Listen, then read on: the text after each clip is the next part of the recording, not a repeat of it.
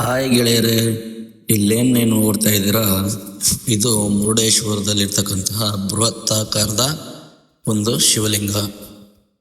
ಹಿಂದೆ ನೀವು ನೋಡ್ಬೋದು ಅಗಾಧವಾದ ಸಮುದ್ರ. ಆ ನೇಚರ್ ನೋಡಿ ಸ್ನೇಹಿತರೆ, ಎಲ್ಲಿ ಕಣ್ಣುಗಳನ್ನ ಹಾಯಿಸಿದ್ರು ಆ ಜಾಗದಲ್ಲೆಲ್ಲ ನೀರೇ ತುಂಬಿರ್ತಕ್ಕಂತಹ ಇದು ಮುರುಡೇಶ್ವರ.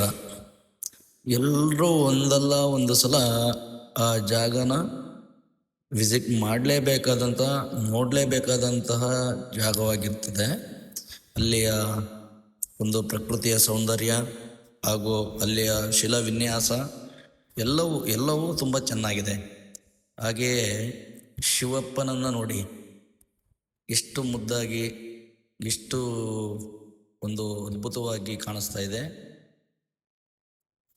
ಜಗತ್ತಿನಲ್ಲಿ ತುಂಬ ವೈಶಿಷ್ಟ್ಯಗಳಿದ್ದಾವೆ, ಅದರಲ್ಲಿ ಇದು ಒಂದು. ಎತ್ತ ಕಣ್ಣಾಯಿಸಿದ್ರೂ ಬರೀ ನೀರು, ಸಮುದ್ರ, ಪ್ರಕೃತಿ ಸೌಂದರ್ಯ ನೋಡಿ ಎಷ್ಟು ಚೆನ್ನಾಗಿದೆ.